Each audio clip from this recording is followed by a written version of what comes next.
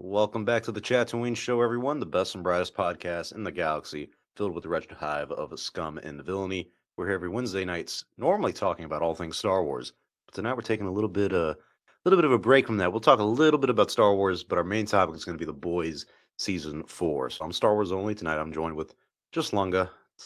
It's like the good old Just days. You longer. remember when we were chatting about the Bad Batch, Seasons You 2 and remember? I Season remember. 3? I love to remember the Bad Batch. Some of our worst episodes ever. Yeah. This won't be the worst though. This will be about The Boys. The Boys is actually a banger. So if you guys are watching this live or listening to it later, leave us a like on the stream. Help us out. If you're new here, subscribe to the channel. See future episodes of us covering things like The Boys. Next week we're going to cover House of Dragon Season 2. So follow us on all We the got social a medias in the description below. we got a what? couple new people in chat today. New we got this people? guy. We got this guy. Who the fuck is that guy? Yeah. Palpa Memes. Memes. Have a great show, gentlemen. I'll be skipping out on this one, guys. And this Season guy 4 here, The I've seen Boys him a was couple. se- I've seen him a couple See, times. hey. So it says the worst takes. I actually kind of agree with his take on this one so far already. I mean, good is good, but just like Season 3 of The Mandalorian, it's like you're still worse than what came before, but you're still good at the same time. I can't hate Mando Season 3 like he does. So yeah, we already got some new people, some new members. Become a member. Leave us a super chat. We'll answer any question you have, or become a channel member, and you'll get to member all the great things about Chatooine. But before we get into The Boys Season 4 and discuss that, we did get a little bit of tidbit of information today from Star Wars, which is kind of surprising these days that you get any information about Star Wars. They gave us the first look at the Skeleton Crew series, a couple pictures and everything. I think they looked good. They looked solid, but we also got a release date, December 3rd. So for Star Wars content, good news is you're getting something on December 3rd. The bad news is you're not getting anything until December 3rd. So it's going to be a bit of a dry spell for the next, 6 months? I mean, pretty much 6 months, five-ish, if you really are being accurate. It's going to be interesting to see how this is going to play out. But yeah, man, what do you think, Lunga, about Skeleton Crew? Your quick little tidbit of a picture or two, and then you got a release date. I may have gone too far in a few places. That's what I think. Is that because there's kids in this? They may have gone too far in a few. Yeah, fuck them kids. You don't even know them. It doesn't matter. Again, and I gotta keep reiterating this because people I know, especially like my friends like Yellow and John from Nerd Reactor, they always keep saying Lunga just hates kids, and it's like no, I don't hate kids. I like kids in appropriate places and shows that are written well for kids. Like we were just talking about, before the show started, Stranger Things. I like Stranger Things. Actors in there are phenomenal. I mean, they really got a good and the cast actors there. are good, and the writing for the show is good. You know what I mean? Mm-hmm. They were good. And then a lot of younger kids. The show Sweet Tooth on Netflix that I mentioned, amazing show. And the kid who was the lead actor in his last season, oh my god, the emotional presence this child had on screen was ridiculous. So there are good things good with kids, and again, even in Star Wars, obviously I don't mind when they have a Padawan who's a teenager. I'm fine with that, you know what I mean. It just depends how it's done and how the kids act. Example, the kids in the Acolyte, sorry, I don't want to scar children. Horrible. You guys sucked. Okay, you're not that good, and I hate to use the word suck because they're so young, right? They're not kids got to learn, and maybe sometimes they're pushed into it by their parents, and I'm not blaming the children. But these kids were just not ready for this yet, Yeah, we're not blaming the kids. We're blaming the people who hired them. That's where the mistakes are made. They just weren't that good. So I had no problem with that. But so in general, I mean, and again, feel bad for our boy Annie. He the actor got a lot of shit. But Star Wars has a bad track record with child actors. Let's just be honest. And it's gotten worse, honestly, in the past 10 years with Lucasfilm. Yeah. Yeah, I mean, and technically Torben was supposed to be a child actor, but he wasn't. He was actually an adult. So Yeah. he did decent, so it wasn't the same thing. But, and again, the girl, Daphne Keene was decent. She's technically an adult now, isn't she? Over 18, I think. I think I know she's in Logan like she a was a kid. young adult. Yeah, I was saying Yeah, Logan, she was like definitely like a probably 12 or yeah, 11. But in this, like yeah, I think now she's like got to be like 18 to mm, 20, so like still a young yeah, something like adult. that. Yeah. But she's a good actress. But yeah, it's just there's an issue, and typically when shows revolve around kids, and then we're gonna get pushback for this. Star Wars wasn't meant to be for kids, motherfucker. No, it was meant. Okay, I know Lucas said that. Okay, but when you say a movie's meant for kids, typically, especially don't give me it's meant for kids when you did the shit you did in Star Wars, George. Yeah, Okay, it's pretty you intense. did a lot of fucking adult shit in Star Wars, and last I looked, it wasn't rated G. Okay, so it's meant for families. It's meant for something that the adults and the children can enjoy together. Yeah, all ages. That's right. That they can enjoy together. That's what it's meant for. Okay, meaning there's stuff that the kids will enjoy, and there's stuff that the adults will enjoy. When it's typically a kids movie, the adults just suffer through it for the kids. Okay. Mhm. I mean, there's some people that like there's Disney movies that I like, and it's meant for kids, Yeah. obviously. But that's with that knowledge that there's typically, and even those, let's be honest, Disney movies, they have so much adult shit in there, they hide in there, Yeah, purposely. for the adults to Right. kind of chuckle and laugh at because they get the humor that Right. the kids don't.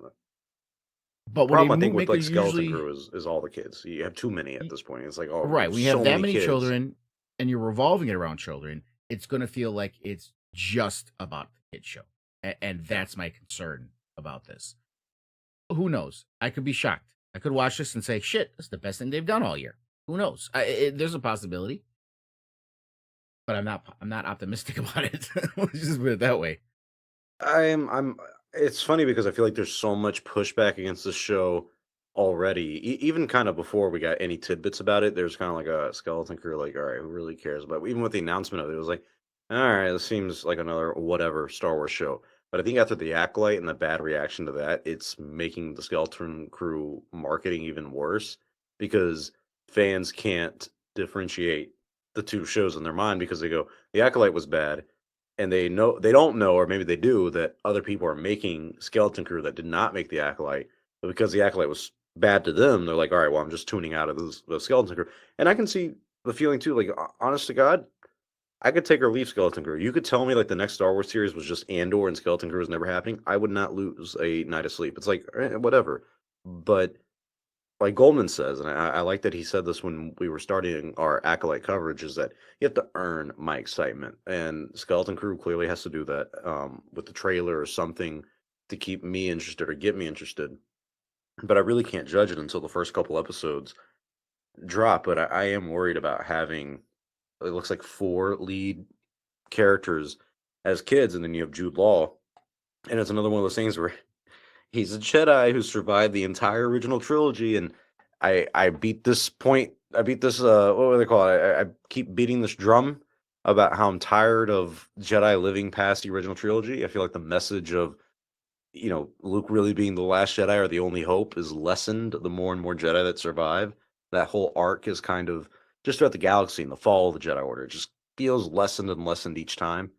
But at this point, Lucasfilm is just in such a we don't even care anymore because people will accept things. People talk about this with Disney and everything. The Disney shows are like you just kind of accept that some of these shows, are not going to be the quality of either the movies or what has come before. It's just what it is. I can't stand that. But anyways, has this We did raised get a your super excitement chat. for Skeleton Crew? Oh, really? Okay. Well, super sticker. Thank you, Katie. No, okay. Thank you, Katie. One of our members. Thank you so much for that. You were asking, has it raised my excitement for? Yeah. Do you feel any more excited about the or not the Skeleton Crew now than you did before you saw these pictures? Well, to push back on a little bit of something you said about the whole it lessens Luke impact another Jedi. So we always have this back and forth with that. That aspect doesn't bother me as much. I don't think it lessens Luke. Only because, I mean, they never give us an accurate number, but I would guess it's in the tens of thousands. Is how many Jedi's were around prior to Order 66. Okay, Oh, so for maybe sure. let's just say like 10,000 in the whole galaxy. Okay, um, and when you do a kind of genocide type thing like this, and you wipe out 99% of them, okay, still leaves 100 Jedi. As you wiped out 99% of them, bro. Okay, let's think about that. Yeah, I know, I Um, know. that's still a huge deal. Okay, even if there wasn't 100, even knocked out 99.8, whatever, and there's like 10 left, which I think is where we're at, probably somewhere under 10, right? I think of how many Jedi survived. Um, I think it's it's still past 10 at this point. I mean, it, well, maybe not for after the original trilogy, but yeah, it's getting up there. I mean, it's becoming to a point where it's like, all right, I think if all you teamed up together to fight Vader and Sidious with but Luke, that's the thing. you probably would have done a good job. That's the thing. Most of them were in hiding, scared to come out. Most of them gave up being Jedi. Okay, because it was a bad thing to do. So there was it was a deal that they had given up that life. They had put it Yeah. behind them. You know what I mean? So it doesn't really affect Luke that much because they weren't looking to save the galaxy. They thought that doing it. So to me, it actually boosts Luke because you have these people that could have did something that didn't, and he was the only one that could do it. I can see that. I'm I still think it such a actually boosts purist him with rather it, than though. I'm just like, look, Yoda and Obi-Wan were like the last guys, and they were like, all right, here's the only way we can beat the Sith. We got these. What it says, that boy is our last hope, and then you got Leia and all that. It's a whole right topic because that I could spend he's hours the on. only one that can do it. He's the only one. It doesn't mean But he's no, the there's only one another. left. There's another though. It's Well, Leia too. yeah, but there's exactly the point. That was his family line. It was the children of Vader. But also, it You could get have what been I'm saying? Ahsoka because some people think Ahsoka could really beat Vader. By this point, Whatever. and just... Anyway, it doesn't enhance my excitement. No, there is zero change in excitement level. I mean, what's 0 plus 0? 0. So you're at a 0 for excitement, out of 10 for Yes. Skeleton Crew. Yes. I mean, is there a plus 1 or 2 excitement of Star Wars? Like, oh hey, I'm getting something else. Maybe, but that's the same kind of level of excitement I get when there's like, oh look, there's a game coming out that I'm probably not going to play. It's like that to me. I'm at like a 0.5, and I think seeing these pictures and seeing how at least good these pictures look, I'm like, okay, maybe I'm at a 1 now because at least the series looks solid. The sets are good. The costumes seem solid. Can't find a picture of the Acolyte that looks like what we saw. So, all right, we're at like a 0.5 for excitement for the Skeleton Crew. Were you at a 0.5 for excitement for season 4 of The Boys, or were you at like a 8 to 9? No, sir.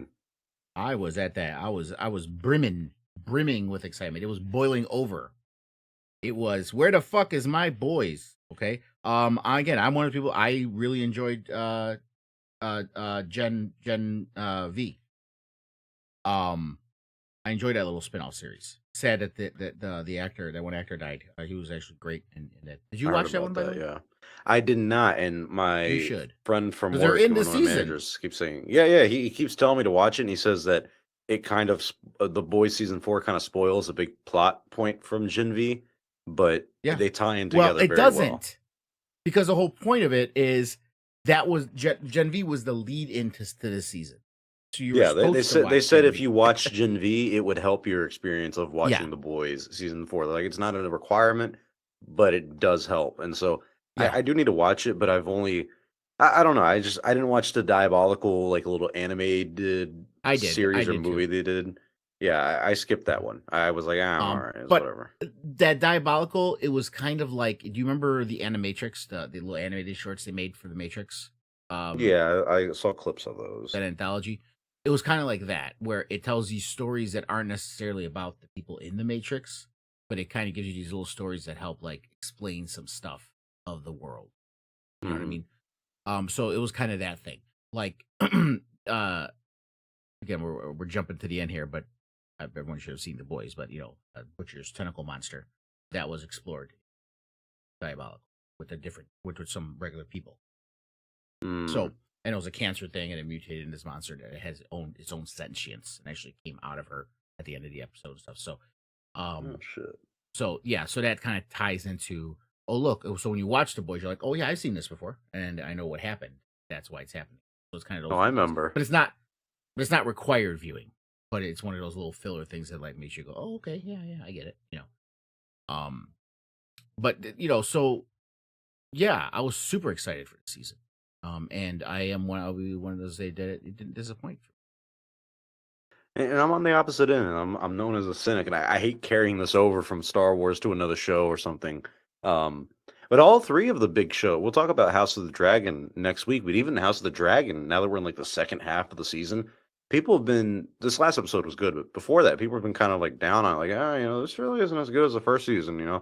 And I feel the same sentiment around The Boys right now. Even The Bear, I've heard some things about The Bear. People are like, oh, season 3 is not as good as season 1 or season 2. Like it's crazy that all the big shows that came out this summer have not been the bangers of the seasons that came before. And I felt the same way with The Boys, where with The Boys going into season 4, I loved season 3. Not Homelander, Soldier Boy, one of my favorite characters on television of all time. I love that they did something completely different than what he was in the comics. Um, the guy who plays him is fucking great.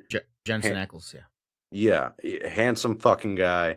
If I could look like that in The Boys season 3, I fucking would. I thought that was a great season, but I knew after that, going into season 4, and honestly, just at the end of season 3, when they were talking about, oh, Butcher has like 6 months to live, because we've seen so much TV and movies and shows. I think you just intrinsically know that he's not going to die. That they're not going to do. He's the lead actor of the series, basically. They're not going to kill him. So going into the season, I just kind of already had that expectation of like, yeah, I know this is not going to happen and whatnot. But I was excited. I do feel like I was a little disappointed with this season. After seeing every episode by week, it started solid, and there's always great moments with The Boys. That's the thing that I even thought about watching this compared to The Acolyte when they were going on at the exact same time. And I think kind of the same days too. I think The Boys dropped like Wednesday morning, and then The Acolyte dropped like Tuesday night. So you're able to watch both of them within the same 24-hour time span. And it's crazy how, even though the quality of this season in terms of writing and narrative was not my favorite, the costumes, the sets, the way they filmed it and everything, it was all consistent with what had already happened in the first couple seasons, and it's either gotten better or staying the exact same. So it's crazy to me and impressive, honestly, that they can keep the same quality of visuals, even if the writing is not what I liked as much. And it's kind of sad to see that a show like this can keep that, and something like The Acolyte is really, from scene to scene, wishy-washy. So I was not overly impressed with this season. I don't really like a lot of the arcs that they did for, I would say, most of the characters. When it came to like the brutal and the grotesqueness and the kind of like raunchy stuff The Boys is known for, I wouldn't say like this season went too far for me, but it felt almost even dumbed down, where even I was like, damn man, this is kind, it made me feel like an old man. It made me feel like an old man, like, oh, these kids, and they're making their fart and dick jokes and all that stuff. There were so many moments of that, like within the first episode or two, where the guy of who can duplicate himself is like, you know, doing his thing, and well, yeah, we're on YouTube. How much can we really go into the vulgar stuff on here? Well, I mean, I just thought about that. Yeah, it's like I don't want to turn off the audience, but I also want to like yeah, be you able can. to talk about it. I mean, you don't want to be like super explicit, but you can go into it. Okay, yeah. Well, if you've seen the episode, you know what he was doing to the multiple clones of himself. Something like that, I was just like, it's a little gross. It's fine, I guess, whatever. And then the Huey episode with the BDSM stuff and everything, we've already talked about that behind the scenes and everything. It was funny and it was solid, but like I feel like the way they showed the trailer for that episode, it made me feel like we were gonna get a Knives Out thing where there's like a little mystery and everyone's in the house together and there's all the characters and all that stuff sneaking around and everything, like a little Scooby Doo thriller. And it was just kind of a degrading session for my boy Huey. I mean, there was a lot of that. It just wasn't for Huey. Yeah, You know, That's true. Yeah, but he got the short end of the stick. Best part of that episode was at the end when he was like, "Oh, and it's Zendaya." Like, what? Yeah. He's like, the password, the safe word was Zendaya. Thought that was hysterical. That's what kills me with this show is that there are so many funny and like genuinely good moments. Um, just this season to me Which was a disappointed me. funny And thing because the character Web Slinger, is that what his name was or whatever? The guy Web who was pretending to Weaver, I be think. Web Weaver. It's Spider-Man, right? That's who he's supposed to Yeah, be. yeah, yeah. And Clearly. Zendaya's date Yeah. Oh, yeah, was yeah. MJ and dating Tom Holland. Yeah, they I love that little shit they do. Yeah, and I love how they integrate the real world politics of our era. Like to me, the one of the best ones was A Train doing the like the Pepsi or Coke Oh, commercial thing. He was like, "Wait, this is important," you know, and he like just stops him, and like the way they tackle celebrities and stuff like that is always just so good. But even with this in season 4, it felt like it became a parody of itself. Where I don't want to say it's too on the nose because it's always been so on the nose, but maybe the execution just wasn't as well done for me. Like I've never had an issue with them making fun of like those alt writers on like YouTube and stuff. And I do like how they kind of went full on into it with Firecracker and everything. Because especially us being on YouTube, we've seen that with like alt right people and people in the fandom, and it's like we know that like so easy. But in this series or this season, I feel like they just kept going on and on with it. Where the trial with like Homelander, I was like, man, I thought something. You should have known something was going to pop off. Our boy Gus, it's going to be a banger. Appreciate our loyal channel member, always remembering that it is going to be a banger. Um, but yeah, I didn't think this season was that much of a banger. I think there were some parts of it that I was just like, all right, you didn't say what I wanted you to say. You didn't go the route I wanted you to go. Um, Longer, give me your thoughts. Like, what to me or to you, what was the highlights of this season that because you're more positive about it that make you see this in a better light? you know, the more and more I do shows with you, the more and more our friendship develops over the years. The more and more I realize I am not the one that's more positive. I'm the one that's just normal. Oh yeah, no, I'm I weird. I'm fucking weird. yeah, I'm not more positive. I'm just like, okay, this is what it was. You are just so fucking negative. It's what it is. And you know what? Okay. Deadpool and Wolverine suck too. I don't care what anyone. I'm playing. Oh my god. I haven't seen it. I haven't seen it. That movie was Saw the first yeah. 20 minutes on Twitter. It was great, by the way. I did go see it. Me and my wife went to go see it. She loved it too. Yeah, check it out. But no, I disagree with you in just about all parts. I mean, there were some lows. I mean, I'm not gonna say it was just A plus. There was nothing wrong with it at all. There was some things that I wasn't happy with, but like we've talked about with Star Wars so many times, those things to me were so small and inconsequential, and the show was overall so good that those things didn't really matter. It only matter when I'm dissecting it for the purpose of a show like this, where I gotta, bring up these things. But in general, it didn't. So I disagree with you on all of that. I didn't think it was a parody of a parody. I thought it was going along with what it's been doing for the last 3 seasons. I think people had a little bit of hangover from Soldier Boy, and you just proved that to me from the way you are, how much you love Soldier Boy.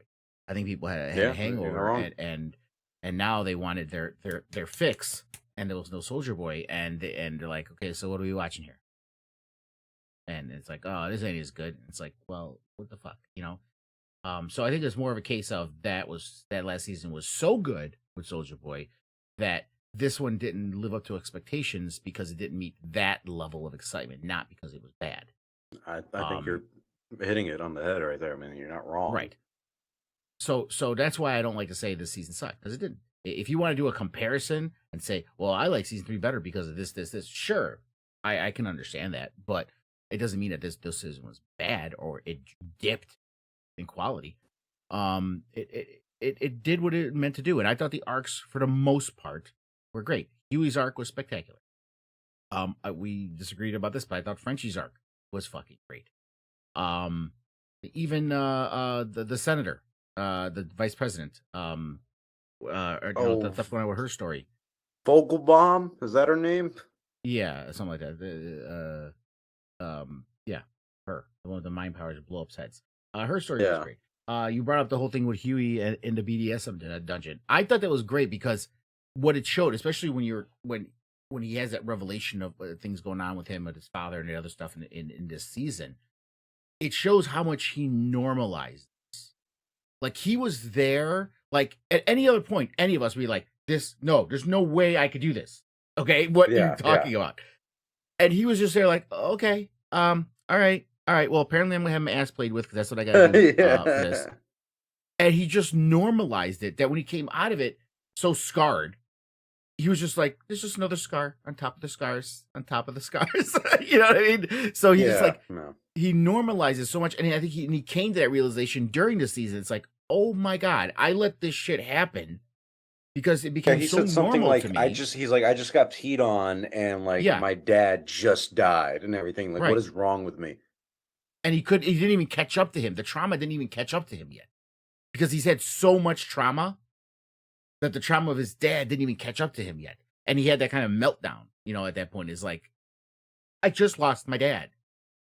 You know what I mean? Well, And and I it like what was, they did with his dad and like how yes, it's the one Newman. thing Thank you. I Yeah, that's what you Newman, thank you. Gosh, I couldn't get that in my head, but Victoria Newman, yes.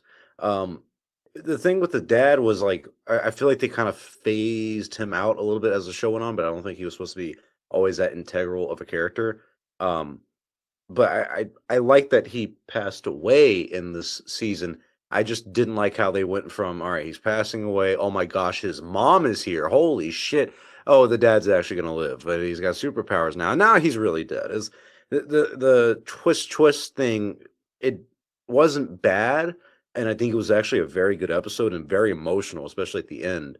Um, but I think that's one of my complaints with this season is some of those arcs. Because I guess I didn't feel like they were all that satisfying. The more they got dragged on, the more I was like, okay, let's wrap this up. Like the Sage, Sister Sage, I think is what they call her in the show.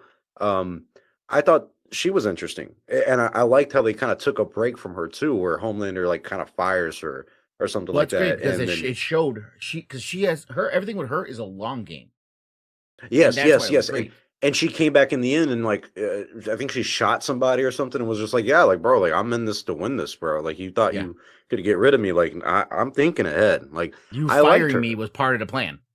Yeah. She knew everything about Homelander. So Right. stuff like that, because Homelander, the actor who plays him, I think it's Anthony Starr is his name, does such a fantastic job. Homelander and Butcher are like the core of the show and the series. Annie, Huey, Frenchie, Kamiko, that's like the heart of it, honestly. That's the stuff that really gets you in those feels and stuff like that. And so I do like that. I think my problem is that because I feel like the boys characters themselves outside of Homelander and outside of Billy Butcher, it didn't really get me into it all that much. And even like Butcher, that's an interesting aspect of the show too, where he has that virus and tumor cancer thing that's going on, Tumor. and he's seeing his wife, and then he's seeing what's that actor's name? Jeffrey Dean Morgan. Yeah, he's seeing Jeffrey Morgan, whatever the fuck. Um, that was great, but it was so obvious from the onset that it was a thing in his head that the reveal itself was kind of like, oh, okay. I mean, we all kind of knew that, but you knew he wasn't gonna die, and so it's stuff like that with this season where I'm just like, ugh. I wanted a little bit more, but like you said, season 3 was just so good. Arcs like with Noir, Black Noir, where you find out that he has all this history with Soldier Boy, was so satisfying and has a lot of, I think, like rewatchability to it, where you're like, wow, this is actually a very good episode. The way they played the storyline out over like 3 seasons with this guy, great. I didn't get that feeling with a lot of stuff in season 4. The highlights, like I said, are Butcher and Homelander. The Butcher stuff didn't give me all the satisfaction in the world storyline and with his arc in this season, but I feel like Homelander did. I really liked what they did with Homelander. I think in the first couple episodes where he goes back to the facility where he was raised and just kills everybody and makes Well, her not just kills life them, like tortures them. It was yeah, like a huge slowly. torture Like session. Yeah. that stuff sounds crazy saying I liked, but that stuff was shocking. Like watching it was like, oh my god, like you felt the tension in the room. So, like usual, this season had some really strong episodes and strong moments. I just overall was like, huh, okay, well, season 5 clearly is going to be You just um, can't pass. the best Listen, of it. listen. Just get over your crush on Jensen Ackles. Okay, you're gonna get it because they're doing a whole spin-off series Yeah, with him. bro. Okay. I got to be honest. I got a Uh, guy crush on him. What can I say? yeah. If I could Um, look like him, I would. and he is a great actor. And the funny thing is how many supernatural people are in this show because he was Dean in Supernatural. Jeffrey Dean Morgan played his father, Old Man Winchester, in Supernatural, and the president was Bobby, who was like the guy who was like helping him and Dean and Sam. So there was a whole bunch of supernatural people in the show. And for who doesn't watch Supernatural, that show went on for 20 seasons. Yeah, I've Um, never seen a single episode. I couldn't which name is you a funny. It character or was couldn't I even tell watched you a so much clip. of it, but I was one of those people that couldn't hang out. I was like I was one of the people that's like after 10 seasons, I'm like, okay, I love the show, but it's enough. We've had Yeah, enough, yeah, you know. yeah, It's yeah. like, but yeah, he's a great actor, and obviously they tease him at the end of this season, and and Thank so he's gonna have God. something Oh to my do God, I'm so next excited. season. Because they left that kind of hanging. Did he die? And it's gonna be the same thing with Maeve because we kind of left Maeve last season where she was like, Well, she's pretty much alive clearly, but they didn't dead. touch her at all Yeah, in this season. Like right. we know Well, nothing. because she's gonna be coming back. Yeah. She's gonna be integral part of taking down Homelander. And what I see happening is it's gonna kind of be a whatever Homelander has left of his seven, whatever he's gonna make of his seven, and then a boys seven is gonna be the ones that go after them. It's gonna be that kind of thing, and I think that No. Maeve is gonna be a part of that. Um, but yeah, I don't know. It's just I just fundamentally disagree with you on all of that. I don't and I can't pinpoint it. It's like I don't understand why you see these things as bad that I don't. And Well, the I way think you're what it wording is it isn't, is and I can't word it. Why? I thought it was fine. It still feels like it's a hangover from last season, and this just didn't do it for you because last season was so good, and it's not because well, this and season was bad.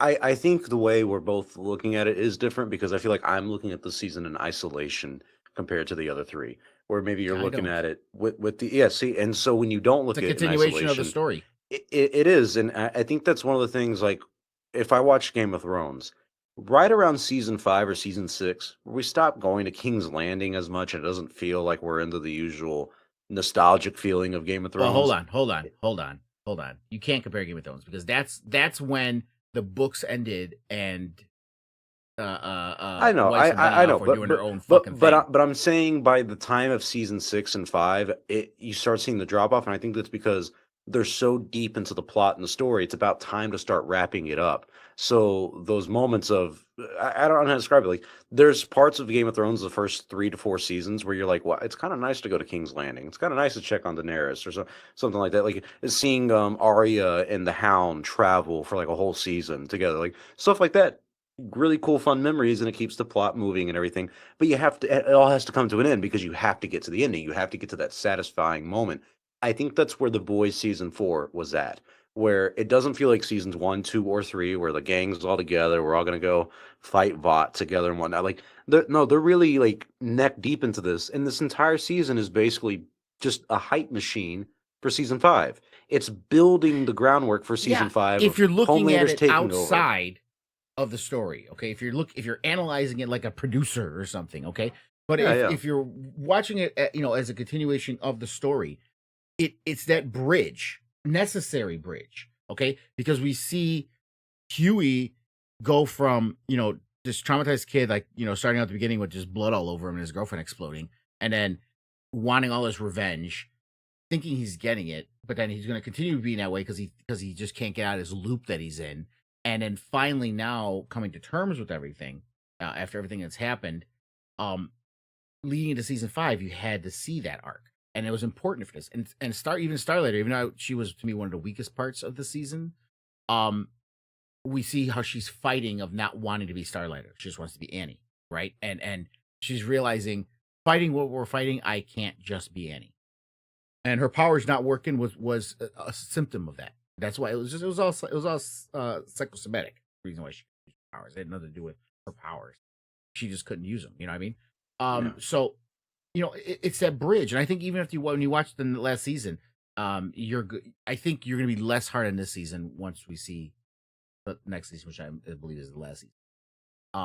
Yeah. But yeah, but it's still all part of the story, and I look at what has happened before this and how the characters are growing, which is important to me, which is why I had problems with the fucking shit in the Acolyte, because you had very, very bad character development. And even though you're saying you don't like this season added a lot of character development for these characters. It did. So Specifically with like Frenchie and Kamiko, they finally like kind of get together at the end. And she like screams at the end. Like she speaks for the first time. She's like yelling no. And first time. was there explanation for that, or was that just supposed to be like It was all shit? psychosomatic too. Remember, she said that she Oh, just yeah, stopped yeah, speaking, yeah. and she explains that when she had that whole thing that Yeah, when no, her that I first got. fight, they When told her she was can't talk. killing all the people her age and all that stuff, they had to do The those first one fight to talk pits and everything. dies. Is what they Yes. said. The first one that speaks dies. So from that moment on, she never spoke again. So it was all psychosomatic. There's nothing wrong with her vocal cords or tongue or anything. She just psychosomatic, just wouldn't speak anymore. Yeah. And the trauma finally got to her, and I think finally tearing down her walls and accepting that she wanted to be with him as much as he wanted to be with her made her finally. It's the whole trope of I only cared about myself. That I never wanted to care about anyone else because I didn't think I was worthwhile. Just that's why her and Frenchie work, because Frenchie's the same way. I'm not worthwhile enough to be loved, and she felt the same way. And once they both found this common ground and were together, that wall that she had broke. She realized she didn't have to be that way anymore, and that's why she yelled. But with them, I felt like, especially by season 4, I was like, look, you guys are either gonna happen or it's not. Like it's fine, it's whatever. Like I was completely okay with them being platonic. So I did feel like at the end of this, where she's like, well, I really wanted you to be with him because I feel like I didn't deserve you, and he was kind of in the same boat where he's like, well, I definitely feel like you don't deserve, or I don't deserve you because I'm so awful and everything. I like that they're accepting of their past and you know, Her forgiving being themselves the and whatnot. wingman was great. I loved her trying to be the wingman. It was Yeah, I fucking did awesome. too. I thought that was great. And that's why I was just so shocked with the 180 at the end, where I was just like, oh wow, okay, like now you guys are getting together after everything. Like, okay, How is it a come on. 180? When she was a wingman, you didn't see that she was doing this because it's the only way she thought she could still be close to him? No, I didn't see, because it's been 4 seasons of them just being the Oh, come best of on. fucking friends. Like, I'm It's 'cause okay you're with the still a platonic 16-year-old friendship. boy. That's why you still look at things. Oh, in get his out of here! fucking I have so many female friends that are blinders. just You have completely no platonic. depth. You know, You have no depth, my man. No, I don't need depth to see if a guy's in the friend zone or not. They're happy to be in the friend zone. Like, it's cool to have girlfriends that aren't your girlfriend, but at the same time, there was teased for a long time that these two were going to get together, and then like I think about season 3, we as an audience start to accept. All right, it's not going to happen. That's cool. You got your own people and everything like that. See, I never So felt her that. I encouraging knew it this- was always going to happen. I always knew it was going to happen. How do you say Well- we accepted, and how are you speaking for all the fans, that we accepted they weren't going to be together? No, you motherfucker accepted that. The rest of us who understand plot and narrative went, no, this is still going to happen. What the fuck? Okay, sorry. Don't you just Forgot to didn't tell get you. it, man? Oh, I didn't get it. Heard, yeah. I don't think you don't get that I am the fandom, all right? Any fandom I choose to be a part of, all right? This isn't Star Wars only anymore. This is the boys only. Season 4 review. Yes, sir. My opinions only. Yeah, my opinions only. And then your opinions also. Yeah. What do you think? This was the big topic, I feel like, for most of the season was Starlight. Annie January, awful fucking name. I mean, that's By what far and books, away, Blame but Garrett by that far over and for away that. the worst part of the season for me. Weakest arc. I didn't care for the losing the power thing. I didn't understand the whole. No, I did understand it from her character point of view about I'm not Starlight anymore and all that stuff. But I don't know if it was because of the acting or the writing. I just didn't buy it throughout the whole season. Where like almost any time they were talking about that stuff, I was like, please move on. Get to the real plot stuff, because I know it's yet again. It's like the Billy stuff with the virus. I was like, I know how this is gonna end. I know it's all in his fucking head. Same with Annie and Starlight. It's like I know you're gonna do the thing at the end. Fine, if it's okay to know it, but I needed something more interesting to keep me going with it. I did like the twist that she was swapped out with that shapeshifter person. I thought all that was cool. I thought her beating her ass and killing her at the end was cool. But then she starts like going at my boy Huey, like, how did you not know? And everything. It's like, oh, sweetheart, she literally looked just like you and talked just like you. Like, Yeah, but you didn't say that. Like I was watching, I'm like, wait a minute, she's acting weird. She's never been this oh yeah, no, sexually. I thought so. And she early, yeah. says it. She points it out to him, and it made sense. She said, "Oh, you didn't snap out of it to think it wasn't me because she was giving you all the things you wanted from me." Yeah, he said they had sex like 20 times, and he was with her for like what, a freaking 2 days? Like, yo, radar And they didn't never go done that off at all, before. Huey. Right, and that's what she was pointing out. That's why she was saying, "Really, Yeah. you didn't realize it was me? That this was out of character. Everything that was happening was out of character for me as your girlfriend. If you love all these things about me, my idiosyncrasies, when they're all gone and you just completely ignore it, because you really, I know he corrects it. That's what I love about you, and that's why he finally snapped out of it. He was in denial because he was taking the stuff that he was getting. Well, I'm enjoying this while I'm getting it, So he was in denial, and then finally the last straw, you're like, okay, no, this isn't her. Okay, so I got both sides of it, and it wasn't long lasting. It was just her, like it was that. See, this is how you can tell you haven't been in too many long relationships. You've been in relationships, but you haven't been in too many long ones. She's pissed at you. You're in the doghouse, but in a day or two, she'll be fine. That's what it was. So it wasn't, Yeah. Yeah, I'm also 25. Yeah. I haven't. Longest I think theoretically I could have ever had would be like 4 or 5 years, even in like adult years. Because anything like 20 before. How you gonna say 25 is an excuse? When I was 25, I had already been married for 5 years. 6 years, excuse me. I'd already been married for 6 years and had all 3 of my children. Yeah, but you would have married her at 20. That's a serious relationship for 5, and it's a marriage. That's more than, or 19. Like, that's a different level of dedication, okay? When you're just dating somebody in your early 20s, you date a person or two, years go by. People change, man. Like, you're young, you don't know what the fuck you're doing. I'm not saying hurry up and get married, have kids. I am not saying that at all. I'm just saying it shows that you haven't had any long relationships yet. Thank God. But it did kind of make sense. But I agree with you. Her character and her arc was the weakest of this season. And it was a combination of multiple things. So before I get into the Aaron Moriarty shit problem of it, just the whole thing. I agree. I like the whole doppelganger thing. I thought that was a cool little thing. But they, so when she stopped being Starlighter and she wanted to be this activist, right?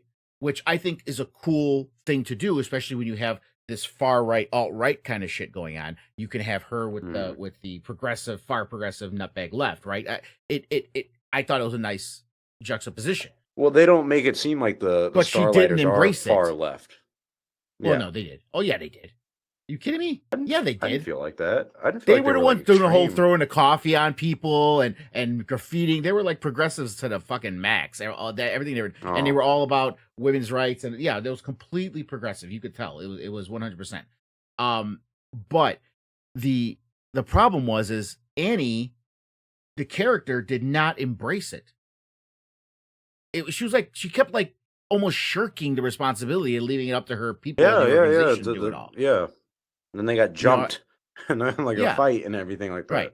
So, but if you're going to make her do that instead of her, her powers, have her be in it full bore, but you didn't. So it felt kind of forced. You know what I mean? Well, because she's half in, half out with that. And then she's also not really doing the Starlight stuff itself. So it's like, what are you doing here? I need you to do something, Annie. Annie, are you okay? And so that was a major problem.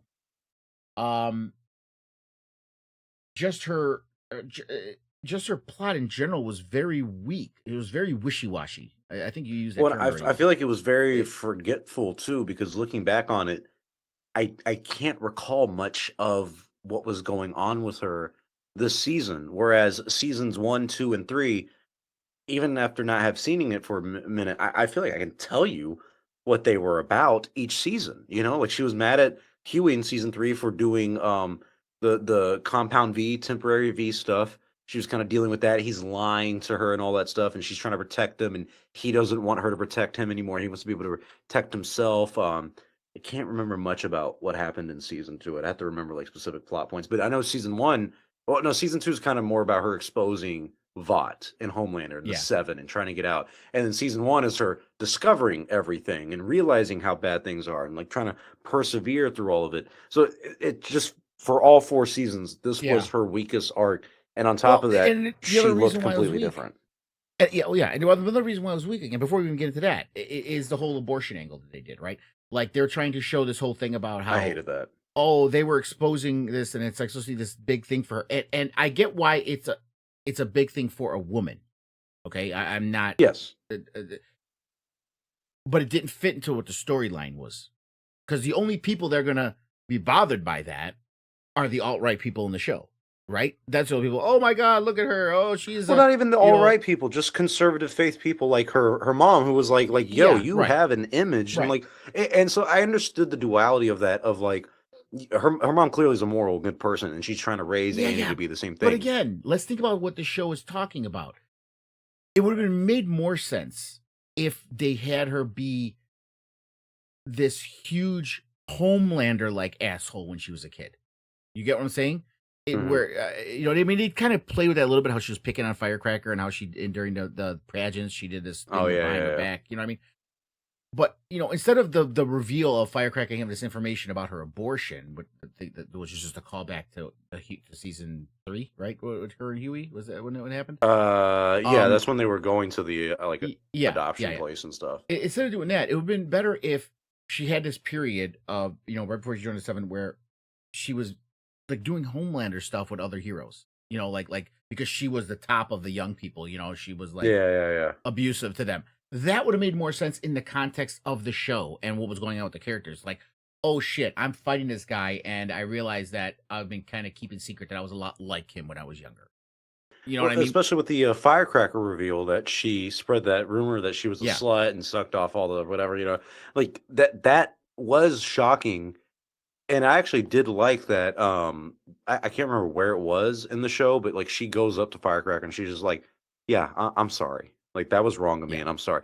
I liked that aspect because I was like, "Okay, yeah, Which is why I think they went the maturing." abortion thing, because they're like, oh look, she was calling me a slut, but then look, she was having an abortion. You know, it's, so I mean, I think that's why they, you know, they tied it Yeah, with that part of the the storyline. abortion thing. I think I will be honest, as someone who is very up to date with political stuff, and I guess that kind of um, has annoyingly bled into shows and content over the past 5 to 10 years, mainly.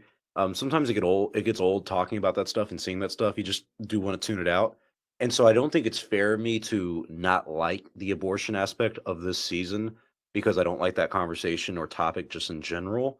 Um, but that is how I've felt throughout the season, where I was like, I didn't feel like this merited a conversation around this topic in this show. It would have It's been not like better if it was BoJack more Horseman. if it was more integral to the story. You know what I mean? Or it felt believable for not believability wasn't even in the issue either. Just like I'll use like BoJack Horseman because it's one of the shows where I really like the character of Diane, and she Mhm. has an abortion, and though I was like not agreeing with her doing it at that time or her stage in her life and everything, I understand because I know her character so well and her background that of course she would have an abortion. She doesn't want to have a kid with Mr. Peanut Butter, so she has an abortion. With Annie, it was kind of like such a out of the blue, like, "Oh, you had an abortion." I was like, "Oh, wait a minute, the whole kid thing, like that still uh, coming And full I think circle now." I Like, think they tried to play it off as the whole "I don't want to bring a child into this world" with how yeah, bad and it that was kind of argument deal. has always annoyed the shit out of me. Not for real world stuff, but in shows and stuff like that. Yeah, this It's world's so such a bad, I don't want to bring a child into yeah, it. yeah. I can't bring a kid into it. Like in The Walking Dead, maybe, but hang on, like we're people are humans and everything. Like the goal of every species is to reproduce and move on. Sorry, Annie, the world your kid is born in was better than the world you were born in whenever you were born. That's just how reality in life always works. Things get better as time goes on. We got it better than who came before us and the people before it. I got it better than Lunga because I was born in fucking 99 and he was born in like 1856. Okay? Vastly different Hold on, slow experiences in down, life. slow down. It's 1898. Okay, Jesus Oh, Christ, I'm man. sorry. I'm sorry. Yeah. I forgot you were in the Listen, First I World was War, not total tangent, but because I see TikToks all the time, and it hit me. I was watching the news. I think it was on CNN when, and there was the guy doing the infographic about certain things with the presidency or something. And he was a younger guy too. I could tell he was not. I doubt he was even 30, so he could have been late 20s, or something like that. And he's pointing to the infographic, and he's like, "Well, last time that happened was in 1988." I'm like, 1988, motherfucker! And he said it 4 times. I'm like, bitch. Can't you just say 1988? What says 1900? In 1909. It's motherfucker, okay? And in the year 215, like, no, sir. 1988. Who the fuck says 1988? No What do you one think over you the are? age of 30 says 1988. I was going to say that. It was the 1980s. It wasn't that long ago, even though it is now. Oh, and I do want to, before we move on, Exalt says we need a certified banger shirt. Well, guys, listen. We haven't put it out yet because we don't. We're not trying to look like we're trying to bleed you guys or anything. But if you guys have noticed, I have a variety of Chatooine shirts that I wear on the show. And they are mostly kind of just our little test shirts. It's like we made a couple designs, and I have them. But and there's a store in the planning stages. So there will be shirts. But we'll give that a little. Let's give it some breathing room. We're not looking to try to bleed you guys. We're trying to get a good footing and everything. We're trying to get the show nice and professional and ready to really like take over the world, and then we'll start giving you stuff like that. But in the next year, we're definitely going to have like some big and major announcements about the show and what's coming in the future. So even something like this, I was talking about The Boys. It's not like a test run, but it's just like, all right, let's see what else we can kind of do. So I'm sorry if this wasn't or this isn't the most interesting topic for you if you haven't seen The Boys, or probably only watching it if you have. But we only talk about Star Wars, so it's nice to do something different. And The Boys does have some highlights to it. I think when you look at it as a television show of this era, it is a highlight in the streaming service era of TV because it is memorable. It is so. It's almost like a South Park, Rick and Morty, Family Guy thing that people do now with live action shows, where it's a commentary of its own time within the same time, like very quick almost. Not exactly like South Park, or certain topics they would cover within a week, but everything that they talk about in The Boys is relevant to what's. I mean, they straight up mention January 6th in the show, but they talk about it in the context of their world. At the end of it, there was, the assassination attempt, which of course was filmed years ago and everything. But how and they had to put the coincidental? disclaimer. How coincidental that happened the same week? Yeah. You can almost. I'm not gonna say you can see where conspiracy theory, but I can see where like certain people who are dumb are like watching that and going like, "Oh my god, Yeah. oh my god!" If you haven't been watching the whole season and realized that that was coming. Okay, the whole thing was about she's going to kill the president. She's going to kill. They said it multiple times throughout the whole season. Yeah. My favorite line that he had was like, he's like, "We are one heartbeat away from a suit becoming president." My fucking heartbeat. I was like, "Yo, this guy has been some fire." If anything, they pulled the Simpsons and predicted the future. If anything, is what they did. Yeah. Literally. I do want to say my highlight of this season, though, by far, was Stan Edgar's episode with the freaking demon lambs and goats and all that stuff that they had to fight. That was so wonky, but it was great. it was wonky and a little corny at times, where I was just like, okay, but him just being with that squad and team and kind of constantly shitting on him and hit like the demeanor he has. Giancarlo Esposito is just a fucking S-tier actor. Like, you don't understand how fucking good this guy is. Which is why we were so upset about season 3 of Mandalorian. Yeah. You fucking put on the side. But even this, I was like, man, I wanted more Stan Edgar in this than what we got. And so I really hope in season 5 he has like a nice little arc that just ties up his story nicely, because he's been involved since the beginning. Yeah, he's in jail though. He's in jail, but now Victoria Newman is dead, and her arc was interesting. Well, no, they didn't. She helped him. She kept him out of jail, didn't she? He didn't actually go back. No. At the end, I remember MM's like, "Yo, you didn't get the virus, so no deal." And but I thought that didn't they show him in the car with her or something like that afterwards, where she like. But I don't remember Oh yeah, but I don't remember what happened to him after that though. So I guess that's why I just That's it. assumed I he think went he's back just to out on a jail. lamb. He's just out there. Oh, good for him. I like his dynamic with her, and I like Victoria Newman even as a character. Like I like how she's kind of like non-serious about the whole boys, where she's like, Huey, bro, like we're friends. I've known you for a while. Like, come on, I'll kill everybody you love if you Yeah, expose me. Let's just right. be cordial Well, I about liked her this. character, and the actress did a great job as her because she was so nonchalant about Hmm. it. But you also felt that she had, and you saw the struggle, right? Like she was like upset with Edgar about her childhood, okay, Yes, but yes, she was but still loved him. simultaneously doing the same thing to her daughter. Hmm. She injected her daughter with the same shit. She did the same thing to her daughter, and she was trying to say, "Oh, Yeah, I'm doing this to protect her." And I think she was having that struggle of she was pissed at him, but he was doing things to protect her. But she hated him for it. But he was still doing things to protect her, you know. Um, and there was so I thought that was a big dynamic with her character, and I thought it worked very well, and I really enjoyed her. I was almost kind of, and I really like. I know some people probably roll their eyes at it, but man, when that dude was mansplaining shit to her, and she imagined popping her own head at Tech yeah, Knight's yeah, yeah, mansion, yeah. that That was was funny. great. I That love was funny. that. Yeah, that one was really good. I think I liked a lot of what they did with her this season. I was shocked at how she died just kind of suddenly at the end.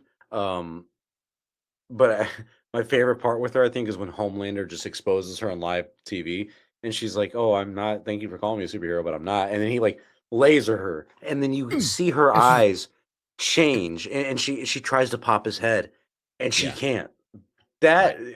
it's that's one of those things where it's like blink and you miss it, but very powerful at the same The time. flinch was So great. It almost looks like someone off camera threw something at her just to get her to have the uh-huh. reaction. Hmm. It looked like a real flinch, like Yeah. not acting. So it was good. No, Maybe no, there Anthony was so much good. Starr And spit even on her. the Tech Knight, I liked the whole Tech Knight thing in the mansion. I loved the way how everything fell apart for Homelander there, where you had all these power people, the George Soroses of the world, and all these movers and shakers in there, right? The whole cabal that everyone talks about, the rich people that actually run everything in the background. Yeah. And Sage is fucked up because she got shot in the head, so she Shot in the can't. head. All right, so she's dumb. She just wants to fuck and be dumb until her brain heals. So she can't help him anything, and he starts going into his regular spiel, the shit that we hear, like we talk about these YouTubers and all these people that spout all this shit about how they're coming for our kids, they're doing this, and they're like, all right, listen, that works with them. We don't give a shit about any of that. Let's talk about the Yeah, actual shit. they actually want like plans and stuff, and Right. because Because they Homelander know is all that stupid. shit. They know all that shit is just to fucking fuck with the populace's head. It's just to keep Yeah. everybody in line. Yep. It's not that they care about any of that shit. Yeah. No. It's all about They're how can we above that. keep our power. That's all it's It, about. it was like when Homelander became like the VOT CEO, and that one lady was like, "What do you plan to do about our EBITDA?" I don't fucking know what she said. And he's like, "Who the fuck do you think you are?" Like that. That was kind of the same thing that happened here. I can't remember exactly what the line was, but Homelander says something to Victoria Newman that was like the funniest thing. Where he's like, "I will stick my hand so far up your ass and turn you into a fucking sock puppet." Or he said something like that. Where I was like, "Holy shit!" Like, yo, that was a fucking badass line. Like, even I was Because kind of that's like, all "God he damn." has. Because they keep showing about how, yeah, he thinks he's clever, but he's not that smart. He's just not. No, And he no. can't, and he needs these people around him. And then and you just throw the underpinnings of what that doctor told him about how you were I designed loved that. I love that to she need said acceptance. we made That's you your in a leash. psychological way that you needed someone else's approval. You need to be Right. loved, and you need to have that attention, because that does give them the kind of control over him. And even with Stan Edgar, where he's like, you never gave me any respect, and he's like, "And what good would that do?" He's like, go to the bottomless pit that you call a soul.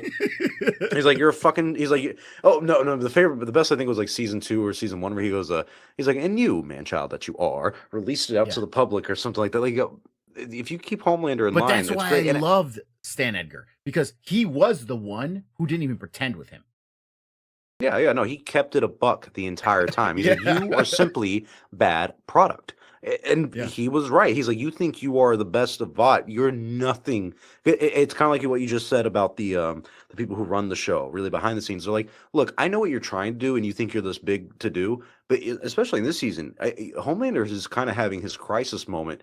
Even Sage says this about the midlife stuff, where it's like, you're getting older, bro. You The want to rule the jar of world gray and hair. everything. Yeah. It's like you're going to die one day. You realize that, right? And so he does so much where he tries to imprint himself on Ryan, but because Ryan was raised by his mother, he's completely different and has a heart. And even Ryan, I felt like took a weird, I don't want to say back seat in this season, but it didn't feel like he was as integral to the plot throughout the middle of the show. It was kind of like, all right, we got to get to this stuff first, Again, it and was then you get more to of Ryan at the it was end. more of a foil again for Homelander, that he thought Homelander's like, well, look, I'm giving you all the things I thought I wanted. Yeah. Why aren't you happy? You know what I mean? And it's like, because you're fucked up, bro. That's why. Yeah. He was well Dad, adjusted. I love you, but you're fucking insane. Okay. All right? It's as Yeah. simple as that.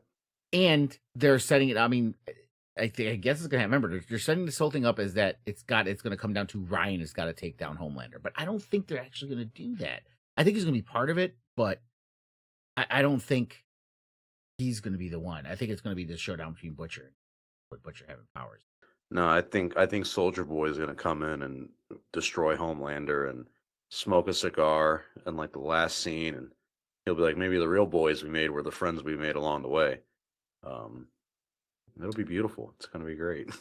But we didn't get into Yes, sir. Aaron Moriarty's the extenuating circumstances around Aaron Moriarty. Oh And Laz God, Alonso. yes. This is like I feel like having a girl like to have gossip with, because this is what this is to me. Just want to talk shit. I'll say it. We all thought it. I don't care. She looks fucking horrible. She looks bad. I'm sorry. Looks like a ghoul, like a skeleton. I'm not saying this to be facetious or put down anybody based on their looks or appearance. God knows I'm not Jen Eccleston, whatever the fuck. Jensen Handsome Ackles. man. Sure. Bless you. I'm not him. I'm not him. All right. I'll never be that handsome. But yo, I can try. But if I can objectively look at that man and be like, yo, handsome guy, good for you. Starlight, Annie January, whoever the hell this lady's real name is, she Erin was Moriarty. Erin Moriarty. She was so cute in those first couple seasons. Like, you literally could just see, like, oh yeah, you were a little pageant girl. You grew up in the South or whatever. Like, you had this little Christian family. We've seen it time and time again. Girl next door, right? Yeah, you're just adorable. Good for you. Then in this season, and I think you saw it a little bit in season 3, but by God, man, seeing her in this season, you're like,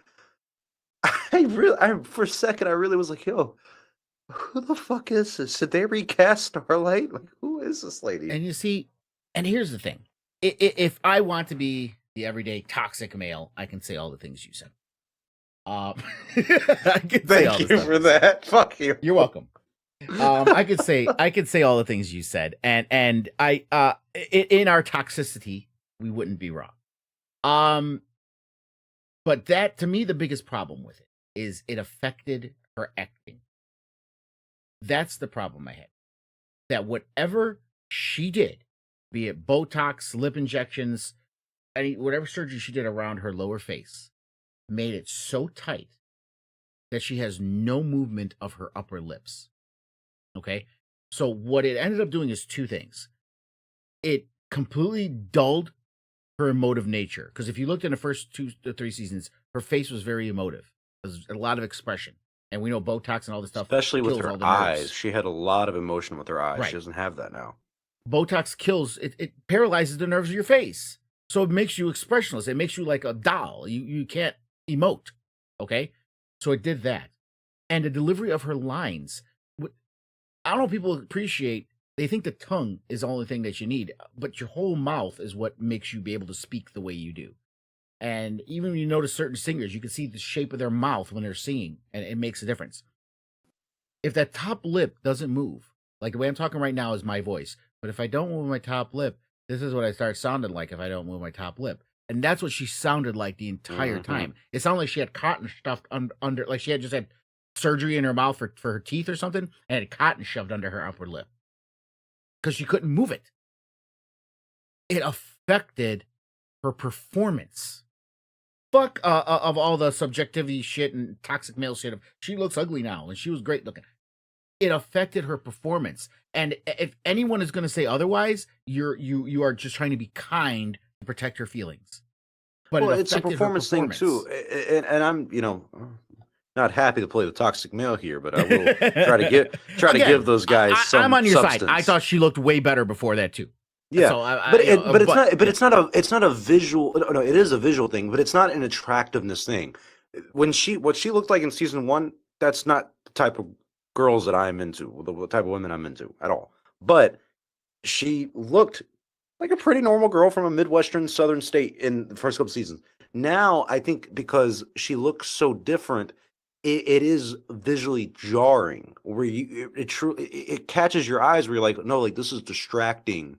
How she looks now, because I've seen you for what 4 or 5 years now on this show, and you look so vastly different. And like you're it's saying, like the with Michael acting Jackson too, transformation. It's like what the fuck just happened? It's not like, the same yeah, I person. can.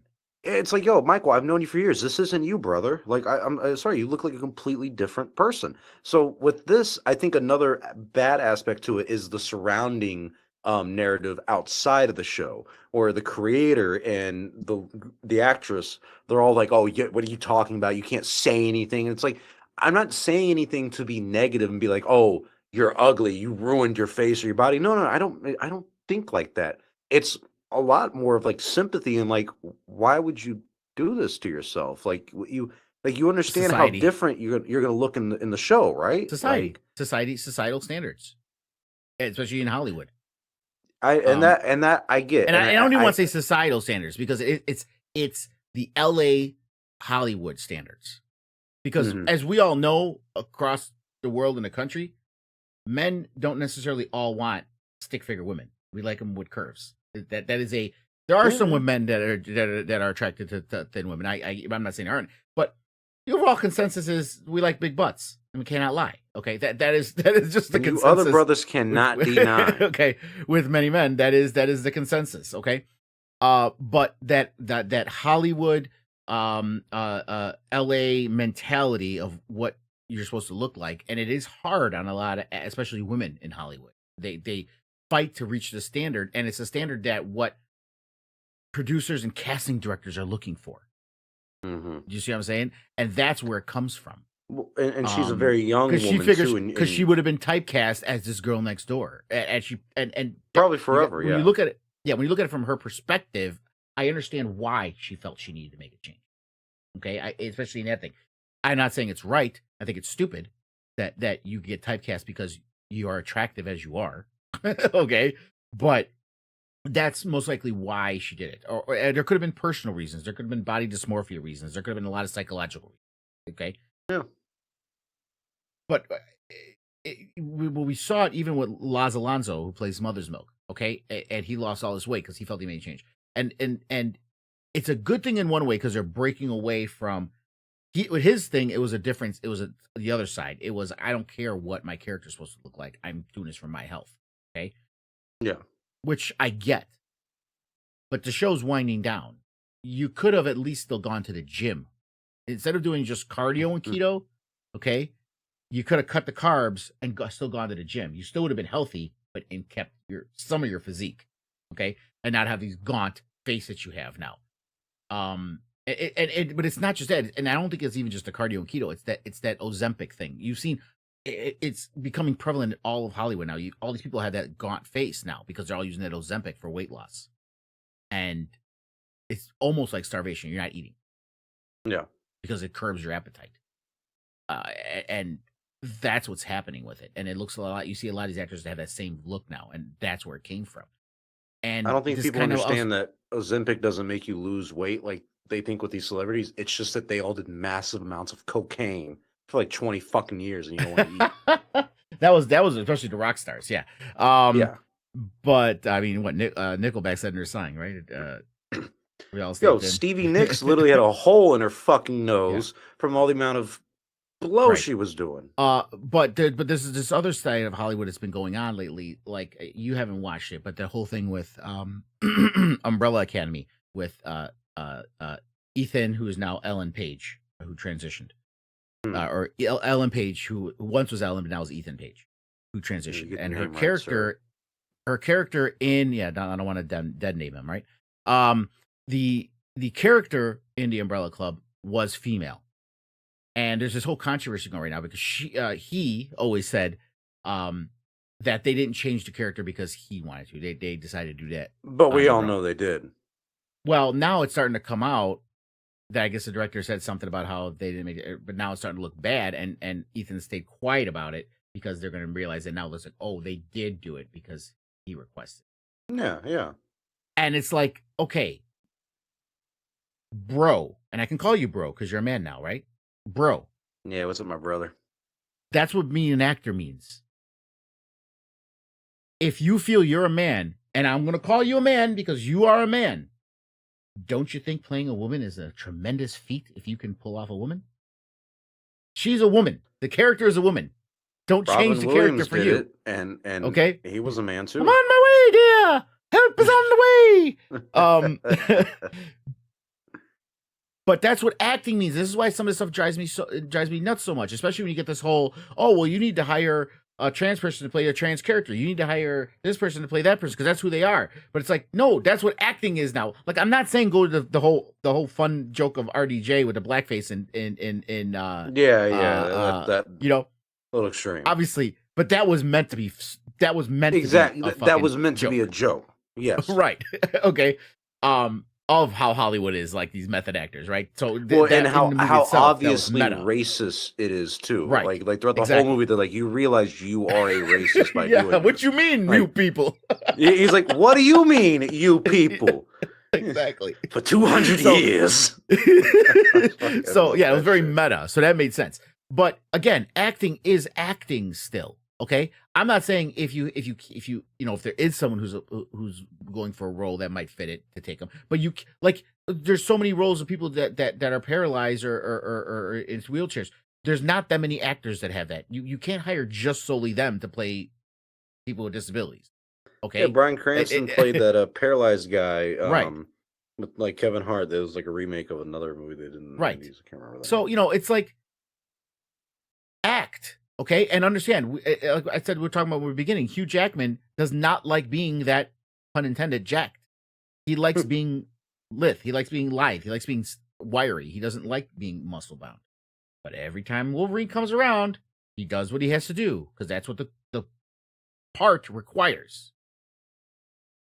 Okay? So if the part requires you, Laz Alonso, to be a well-built man, you need to be a well-built man for this. Well, and I think the problem with both these characters is not only is this happening in the exact same season, like you kind of hinted at earlier, it's towards the end of the series. We're 3 seasons in. I'm so used to the way that you look now.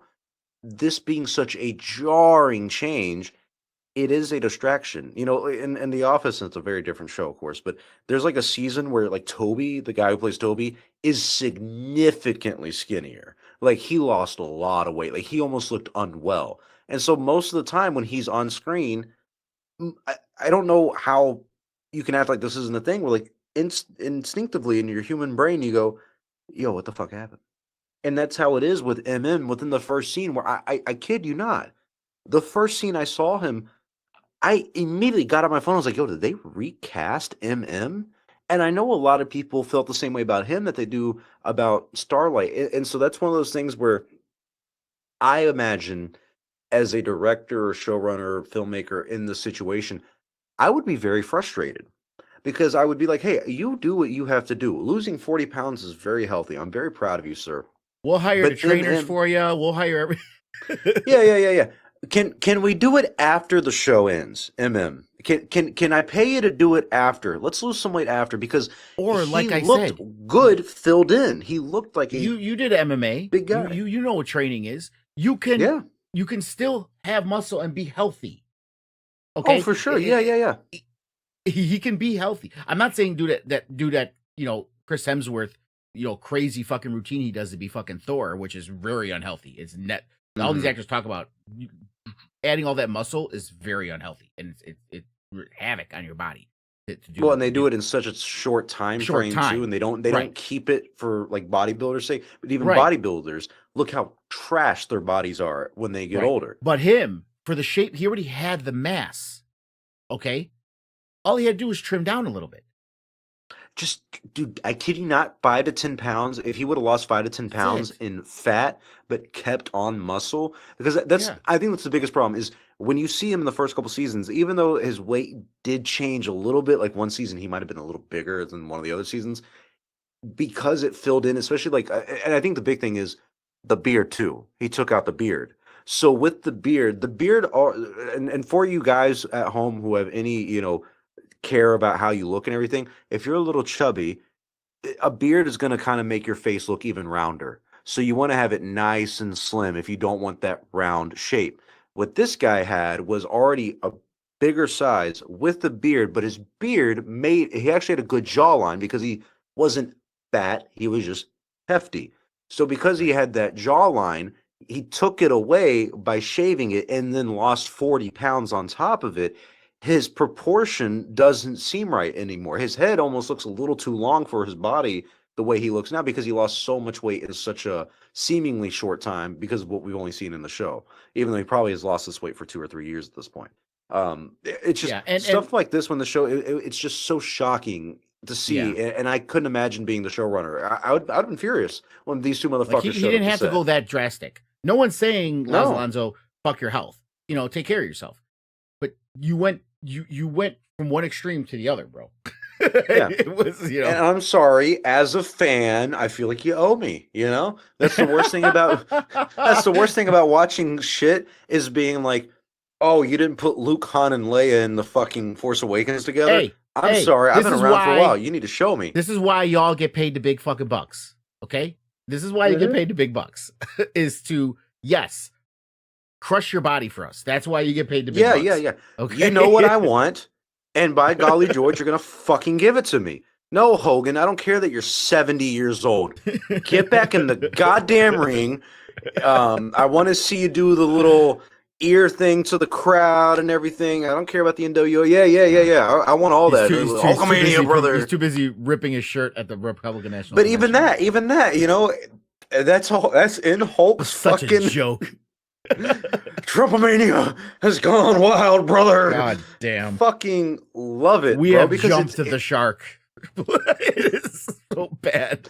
That's really the Chatooine episode we should do is the America like season 10, because it's the past 2 seasons, like season 8 started when Trump ran in 2016. It feels like we're living in a TV show. No, right now. we are. It has gotten real. so crazy. In every single year, it gets crazier and crazier. With not just including Trump, but all the side characters that we've had, from freaking Kamala to Hillary to Biden and all that. It's so funny. Like with Chatooine, we could have just done an entire show about what season of Trump do you think is going to happen next? Like, do you think he's going to win? Is he going to lose? Like, and if he loses, it's like an episode.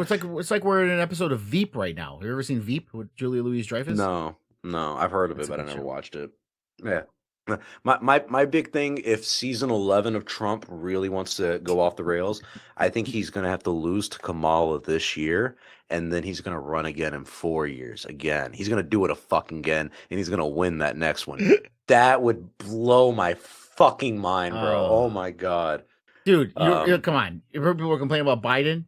Would you want Trump to run when he's fucking? But 85? that's what I'm saying. Oh yeah. Because he would do it. He'd be like, Biden couldn't do it.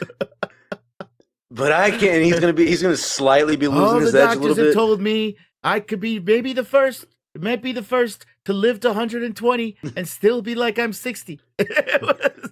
I know Kamala was the first female president, but I'm gonna be the first trans president. I just completely throw everybody forward. Trans age. Yeah. I'm actually 22. I look fantastic. Thank you. No, I can't hear you so well. My ear hurts still. Oh my god. Speaking of jumping the shark, we got anything else to talk about with the boys? I was about to say I don't really have much to say. All right, as we usually do. Well, what's your rating for season 4? Man, listen, this series for me, and it's again just like it's hard to give 1s, it's hard to give 10s, right? Because it's like you always find problems. But man, entire series from 1 to 4 has been a 9. It's been solid the entire time. So this is still Yeah, a I'm 9 so for glad me, you said man. that. I'm glad you said 9 because when you're saying the series as a whole, I do I do think of it as a 9. No, it's not perfect, but I do have a love for The Boys as a show where it is like, no, this is actually very good, and I'm very happy that this happened. For this season specifically, to isolate it, I'd give it like a I feel like 7 is kind of low, because I do feel like every other season has been a 9 except for season 3, which was a 10. Soldier Boy just skyrockets that number. Can't But you? Doesn't it pop up to at least an 8 with the finale? The finale was spectacular, man. the finale was a lot better than what I had, I guess, expected, but I still felt less interested than I did at the ending of the other seasons. Where I feel like at the end of the other seasons, I was like, "Oh shit, I can't wait." Season 1, The seeing the Soldier end with Boy didn't do it for Ryan and you. everything. Yeah, Soldier but that's a Boy member in berry. stasis. That's a No, member it's not. berry He's going to though. be in the next season. That's not a member berry. That's remembering that he was in the last So season. You got to Soldier remember Boy that was other. better than Plagueis. I mean, Oh yeah. Soldier Boy, because there's context to that, you know. But right. no, you're right. But I feel like at the end of season 3, I was more excited for season 4. At the end of season 2, I was more excited for season 2. At the end of season 1, I was more. At the end of the season, I'm just like, okay, can we finally get to the? I know what they did this season, and they built it for season 5. I just want season 5 now. I Let's challenge get it you going. to go back, watch Gen V, and then reevaluate this season. I accept that challenge. No, I'll do that. We And won't do a and show it's coming about out it, but again.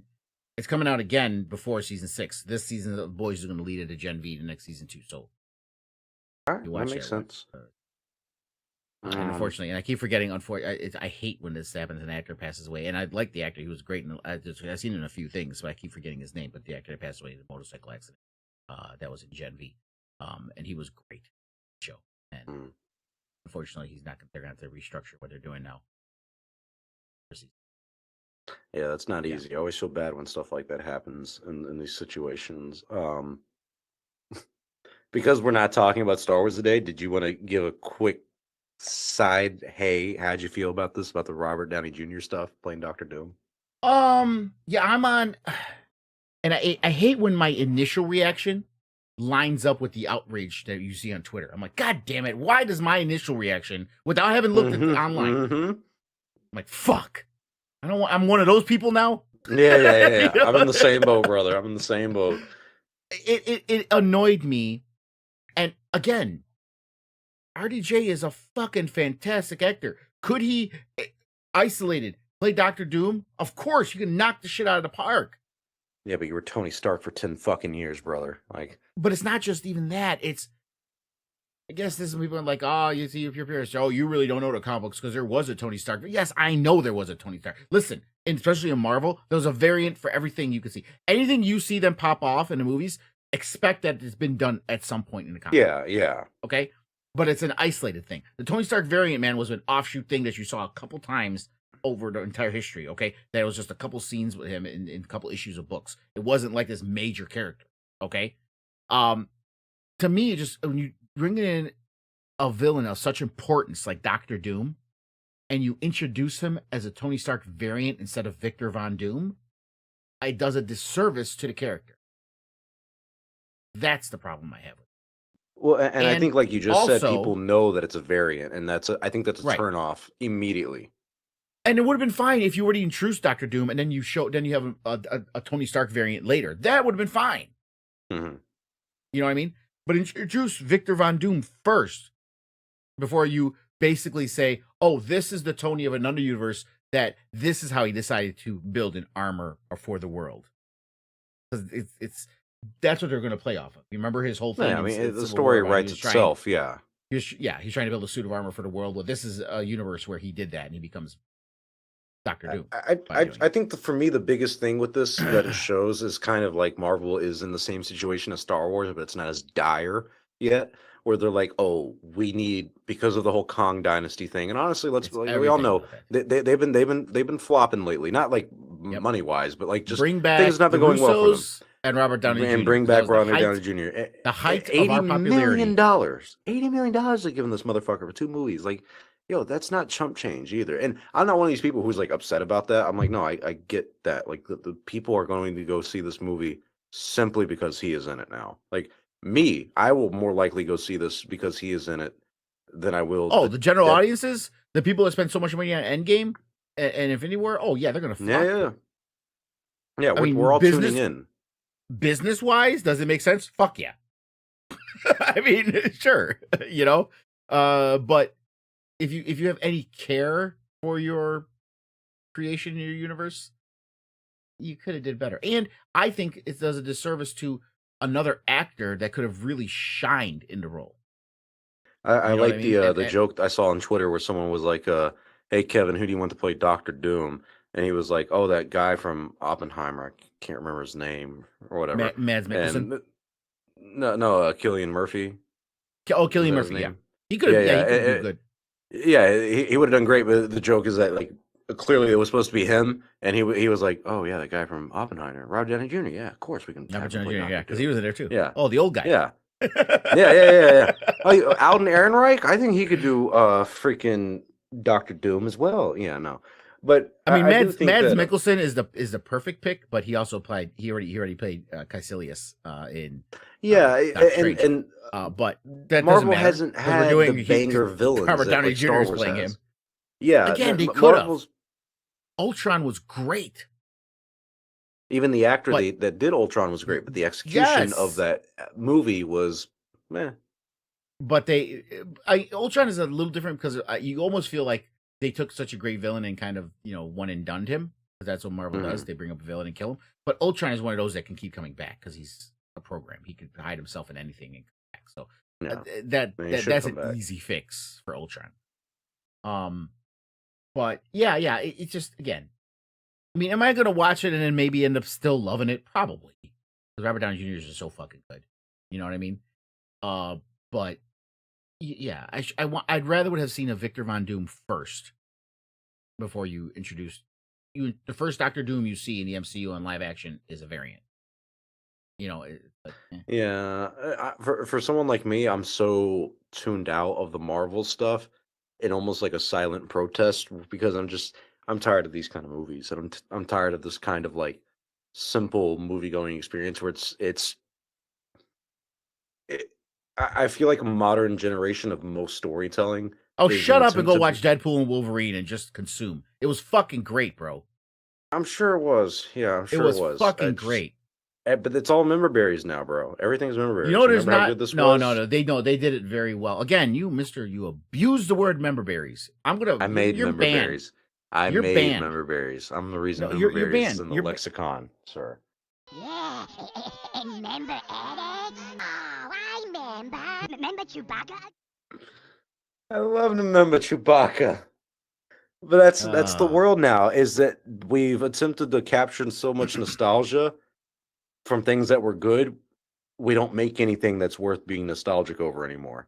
Deadpool Wolverine, though, here's again, was a love letter to superhero movies. How they started. You see what I'm saying? So it's very good. Oh, thank you, Gus. We are wrapping up the show, so let's read this and then wrap up the show. Yeah. Gus Nevin, he sends us a super chat on the Acolyte. Was that Palpatine on the comlink? Are we talking about who Vanestra was talking to? No, I don't think it was Palpatine. I think at the end, I think it was like a senator or something. It can't be Palpatine because Palpatine's not that old. I know they could change Yeah. the ages of moons, but Palpatine was just a human. So no, it can't. Not even born yet. Yeah, no way. Could they explain that? That's no. It wasn't. If anything, I think it's gonna be one or two things, because she does see Yoda at the end. So I think it was her talking to someone on the council about wanting to see Yoda, because she talks about how I need to see him right away, and then the end of the series, you see her walking and talking to him. So it could either be that, or her talking to some kind of senator, or it could have been Plagueis. That's how it all ties together. It could have been him as Hugo Damask, and she doesn't know even that he's a Sith, which makes sense. That's the whole point of That'd actually be kind of cool, honestly. Yeah. That she was talking to him, I wouldn't mind that. But no, it's definitely not Palpatine. 1000% not. Unless they want to break canon again, fucking assholes. But all right, yeah, let's get out of here, Lunga. A big shout out to the channel members if you guys are still around at this point. Grievous Reborn, Tom, Katie Miller, Gus, our boy who just hit us up with a nice super chat. Love you, Gus. Leor, and my boy and your boy, that cloning boy.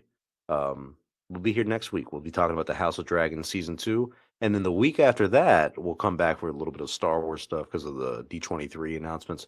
We're sure to get like an acolyte, not an acolyte, skeleton crew trailer. I'm gonna Mhm. keep saying the acolyte. I think because I'm so used to that being the Star Wars topic, and I got to get used to skeleton crew. 6 months, people. Yeah. 6 months. So yeah, we'll see you guys next week. House of the Dragon season 2. You better be there. It's gonna be a fucking banger, brother. And do we Certified. say may the force be with you with this? If it's the boys, is there something boys theme we That's can leave still it? it's still our sign off. All right, yeah, that's fair. There's not a oh you weak cunt, you fucking May get the outta here." compound V be with you. Yeah, yeah, there you go. Jesus, all right. May the force be with you always. What?